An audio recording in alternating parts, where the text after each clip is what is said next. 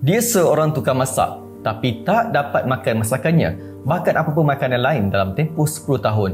Namanya Loretta dari Bournemouth, England. Sejak kecil dia mencintai dunia masakan, menghafal resepi, bereksperimen di dapur dan bercita-cita menjadi chef profesional. Namun hidupnya berubah ketika berusia 18 tahun. Setiap kali selepas makan, dia akan mengalami sakit perut yang teramat sangat seolah tubuhnya menolak makanan. 4 tahun lamanya doktor mencari jawapan sehinggalah pada tahun 2015 dia disahkan menghidap Hypermobile Ehlers-Danlos Syndrome (HEDS), suatu penyakit genetik yang merosakkan tisu penghubung hingga perutnya lumpuh separuh. Menelan air sekalipun membawa kesakitan. Kini hidupnya bergantung sepenuhnya pada Total Parenteral Nutrition (TPN), di mana semua nutrisi dimasukkan terus ke dalam darah melalui tiub di dadanya. Namun Loretta tidak pernah meninggalkan dapur. Walau tak boleh merasa makanan, dia masih mencipta resepi, memasak dengan mata, hidung dan naluri, menghidupkan semula kenangan manis setiap hidangan yang pernah dia nikmati. Hari ini Loretta bukan sekadar seorang chef, dia lambang kekuatan seorang wanita yang kehilangan keupayaan untuk makan,